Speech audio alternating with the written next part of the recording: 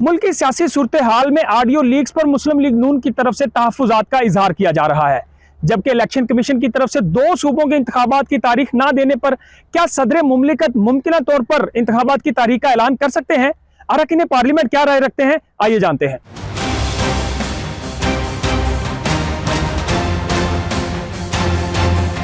देखिए, मुल्क के अदारे हैं, रियासत के अदारे हैं, कोई मुखालिफत के अदलिया मुखालिफ कोई किरदार नहीं है, ना वज़ीरों का ना असम्बली में किसी लोगों का।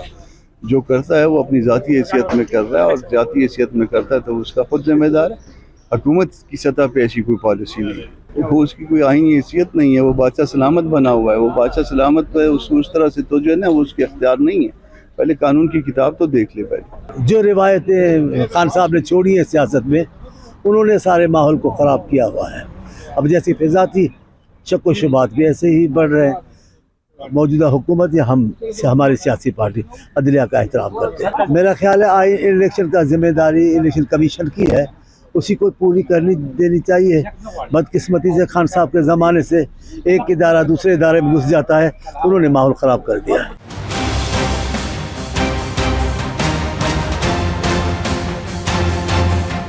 ये तो बदलिया को इसका नोटिस लेना चाहिए, इसका हम क्या कह सकते हैं। और सदर की तरफ से अगर इंतखाबात की डेट दी जा सकती है और दी जाएगी तो फिर क्या जो कॉन्स्टिट्यूशनल तरीकाकार है उसको फॉलो करेंगे सर। बदलिया मुखालिफ बयानिया नहीं है।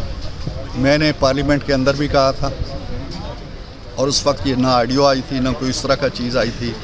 जनाब चीफ जस्टिस के कुछ रिमार्क्स थे, एक रिमार्क का उन्होंने वजाहत फरमा दी अटार्नी जनरल साहब ने, बाकी 2 चीज़ों की कोई तफसील अभी तक सामने नहीं आई।